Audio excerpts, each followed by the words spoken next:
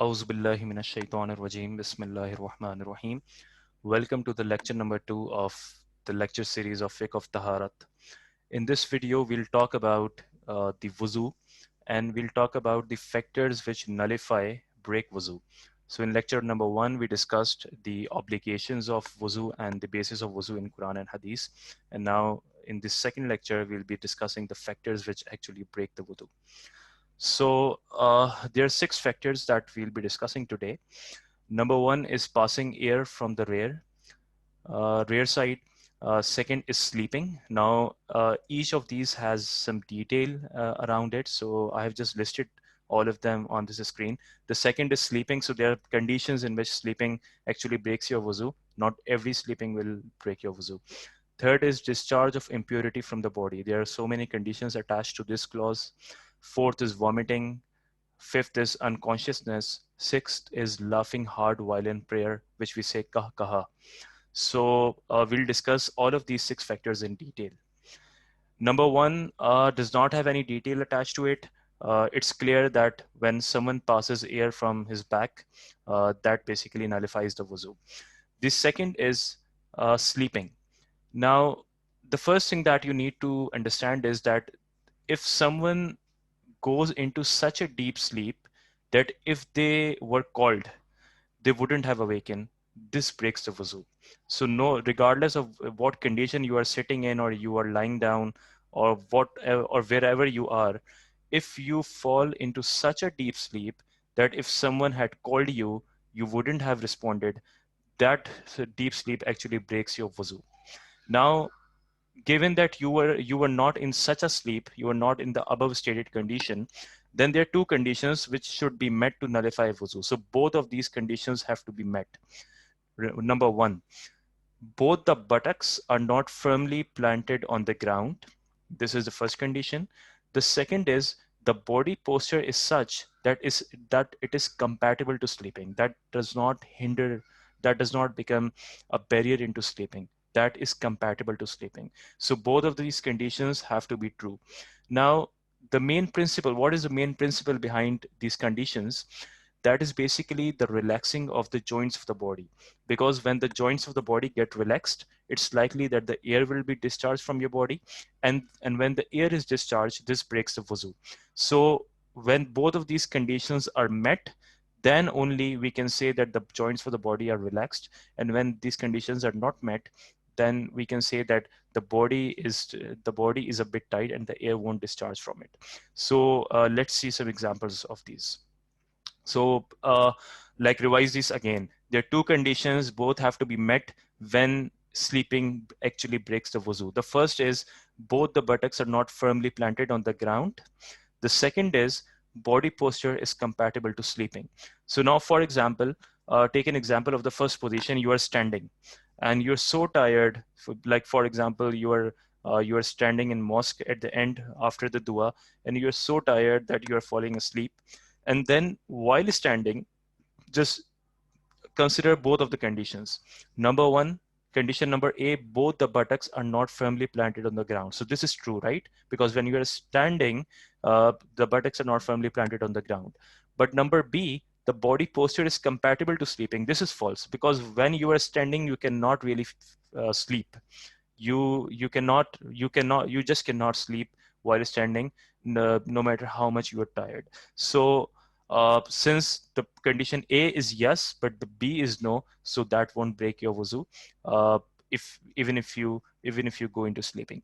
The second condition, for example, sitting straight on your buttocks. So you do not have a back, you do not have any support at your back, and you are sitting somewhere and you are sitting on your buttocks. The weight of the body is on your buttocks. Now, condition number A, both the buttocks are not firmly planted on the ground. So this is false in this case. But the condition B is true. The body posture is compatible to sleeping, right? You can sleep while you are sitting.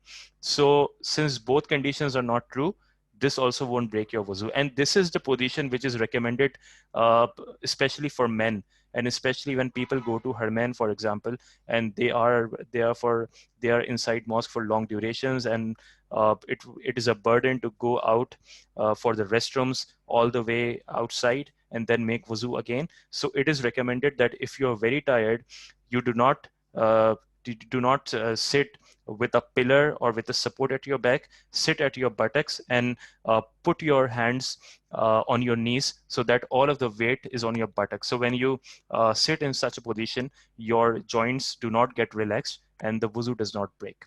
The third condition, the third example, sitting in a relaxed position with the support at your back. So for example, you are sitting with the support at your back with a pillar and or on a car seat, and you are sitting in a position in which the weight of your body is not really on the buttocks, but it is on your back. So your buttocks are not firmly planted on the ground. So condition A is true and condition B is also true in this case, and this will break the wuzu if you fall asleep in this position. Similarly, sleeping on your back and sleeping on your stomach. In both of these, the buttocks are not firmly planted on the ground.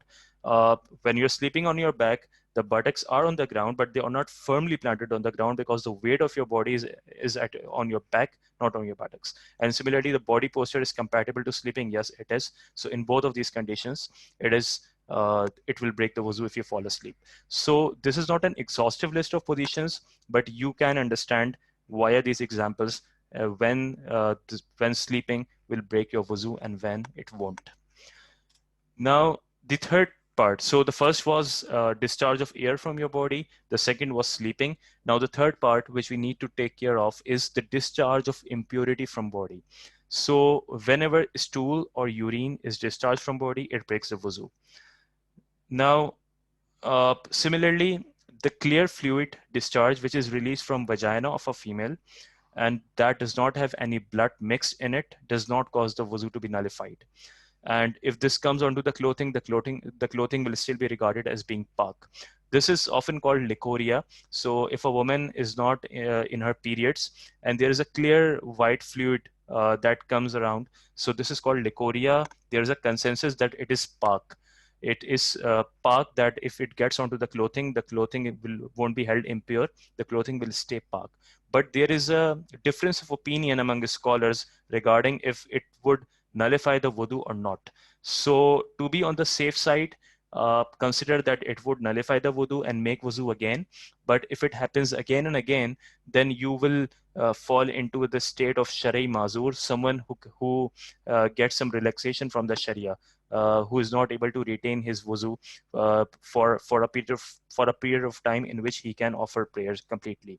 So then you can make your wuzu, and even if it's discharged, you can continue your prayer. So there is a difference of opinion.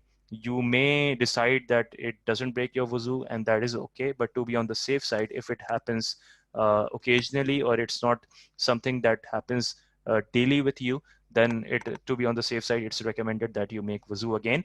But there is a consensus that it is pak. It won't impure your cloth. Now, for the above impurities like discharge of stool and urine, mere appearance will nullify the wudu. So for example, if you only find traces of stool or you only see a drop of urine, that will nullify the wudu. But for other impurities, for example, blood from your body, pus, or a yellowish fluid that comes out of pimples, for example, there is a condition attached to it that when will it break wuzu? It must have the ability to flow to some part of the body which is compulsory to wash in wuzu or ghusl. So there are two things. The first is it must have the ability to flow.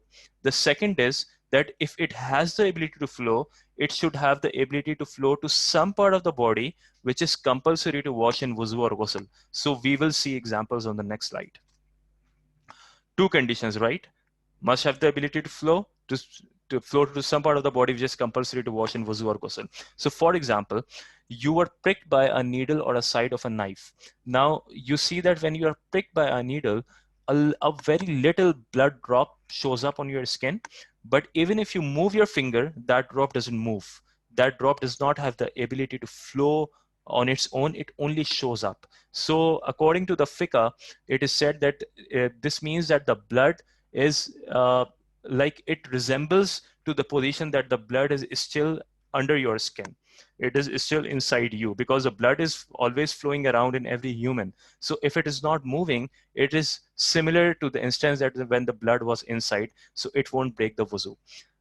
So when you're pricked by a needle or a side of a knife, that little blood drop that does not have ability to flow on its own, that won't break the wuzu.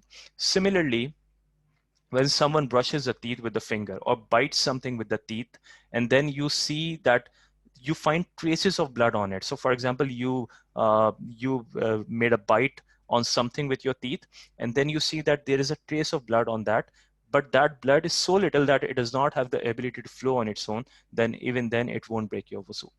Similarly, if one places the finger into the nostril, for example, you were doing wuzu and you were cleaning your nostril, and then you see that there is some redness of blood becomes evident on your finger, but you know that that is only a redness, that is not actually the blood. So it still won't break the wuzu according to our conditions, because our condition is that it must have the ability to flow. Now the upcoming example is a different example. A pimple bursts inside the eye or ear and flows. So all of these three examples were that the blood did not have the ability to flow. Now in this example, the pimple bursts inside the eye or ear and it flows, but it remains inside. So it still won't break the wuzu, because inside part of the eye or ear, it is not compulsory to wash these parts. It is only compulsory to wash them from the outside. So if it is inside, and even if it is flowing, but it is not flowing to some part which is actually compulsory to wash it in wuzu or ghusl, so it still won't break the wuzu. Some more rulings regarding discharge of impurities. These are very important. For example, if a hole is formed in a wound and some kind of discharge appeared in it but did not flow out, the wudu will not be nullified. So often we see that there is some wound and it pops up and we see that there is some kind of yellowish liquid in it, but that is not flowing actually. That is holding at its own place. So just because it has appeared and it did not flow out, the wudu will not be nullified. If a wound began to bleed and one continuously wiped out the blood, not giving it the chance to flow, then one should observe whether it would have flowed out or not if he had not wiped it. If it would have flowed out, then the wudu will be nullified, otherwise not. So for example, we just discussed that for a blood to break the wudu, it must have the ability to flow. But for example, a blood comes out of your skin and it is flowing terribly, but you stop that wound with your hanky, and now the blood is not flowing. Now, what is the ruling regarding that? So you have to observe that if the blood was such that if you had not stopped, it would have flowed out, then it breaks the wuzu. But if the blood was so little that even if you had not stopped, it wouldn't have flowed out, then it won't break the wuzu. So it's basically the personal judgment regarding that. But the idea and the principle is the same, that the ability to flow on the skin. Liquid or tears which flow from the eye, nose, navel, or breast due to a pimple, ulcer or some other infection will cause the wuzu to break. So for simply tears do not break the wuzu, but if the tears or liquid is flowing from a pimple or ulcer from eye, nose, navel, or breast, then it will cause the wuzu to break. Similarly, if blood came out of the mouth and is predominant over the saliva, then the wuzu will be nullified. So you feel that there is some blood inside your mouth and it's predominant over the saliva, then the wudu will be nullified, otherwise not. Now, what does predominant means in this case? If the spit turns reddish, it will indicate that the predominance of blood. And if it turns yellowish, it will indicate the predominance of saliva. So basically, when you see that there is some blood, so you actually need to see that what is the color inside your mouth. If it is reddish, then it will indicate that the blood is predominant and it will nullify the wudu. But if it is yellowish, then it means that the blood is very little and the saliva is predominant, and then the wudu will not be nullified. The fourth factor that will nullify the wudu: vomiting, but not all types of vomiting. Vomiting will only break your wuzu if it's a mouthful of food, water, or bile. Only then it will. So what does mouthful mean? Mouthful mean that it is something that you could not control or stop from happening. It is such that it cannot be easily controlled. You have to make an effort to control that. It is not little. It is in such a quantity that you have to make an effort to control that, and you cannot easily, or just being in a relaxed position, you cannot stop that from happening. That is called a mouthful vomiting. So if vomiting is mouthful, it only then breaks the wuzu. But for example, you are vomiting phlegm, even if you vomit a lot of it, it won't nullify the wuzu in any case. Similarly, if someone drinks water and he chokes while the water had only reached his chest, this water isn't impure and won't break wuzu. You drank a lot of water, and while it was only reached your chest, you suddenly choked, and that all of that water came out. It is not impure. It won't break wuzu. But if you feel that the same water reach your stomach and it comes out again, it comes out, and you see that it is very clean, but since it has returned from your stomach, the same principle applies, that if it is mouthful, it would nullify the wuzu. If it is not, it won't nullify. The fifth point, unconsciousness. There is not much detail attached to this point. Unconsciousness, insanity, fainting, intoxication to the extent that causes one legs to wobble when walking nullifies the wuzu. So when you are in such a state that you are insane, you are unconscious, or you are intoxicated to the extent that your legs wobble when walking, all of these conditions will nullify your wuzu. Now the last point, laughing hard while in prayer. There are three types of laughing that we classify in Sharia. One of them is called smile. Smile means that your teeth show up while smiling, but there is no sound at all. Then there is normal laughing. Laughing is that you do laugh, but you are, for example, giggling. There is very little sound that only reaches you, or would only reach someone who is standing very close to you. And then there is third one, which is said to be kah kaha, which means laughing hard or laughing out loud. And that laughing out loud is such that if 2 to 3 people are standing close to you, all of them will hear your laugh. So the condition is that kah kaha, laughing out loud, by a conscious adult, when one is standing in close proximity, can hear the laughter in a namaz consisting of ruku and sajda, will nullify the wudu and will also render the namaz invalidated. So the first condition is kah kaha, which means laughing in such a way that people standing close to you can hear your laughter. Similarly, the second condition is namaz, which consisting of ruku and sajda, will nullify the wuzu. So the wuzu will be nullified and will also render the namaz invalidated. Now, this is some of those rulings which is also called in Sharia ghair qiyasi, which means it is not really logical, because in Sharia, what breaks the wuzu is logical in a way that it is connected to impurity. When you vomit and something comes out back out for your stomach, since it has mixed in your stomach, it is impure. Similarly, stool, urine, blood, pus, all of these things are considered impure.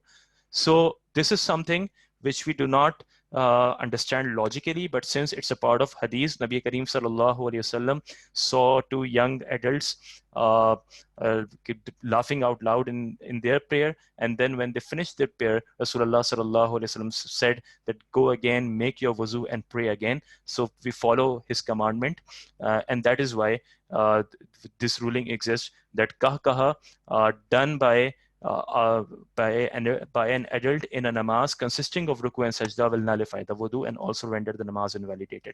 So for example, you make a kah kaha in namaz janaza, there is no ruku and sujud in namaz janaza. You make kah kaha in sajda tilawat. Sajda tilawat is not a namaz and it does not have ruku. So in both these cases, the namaz or sajda will be nullified, but the wudu will remain valid. Wudu will only invalidate or nullify when it is in such a namaz which has both ruku and sajda.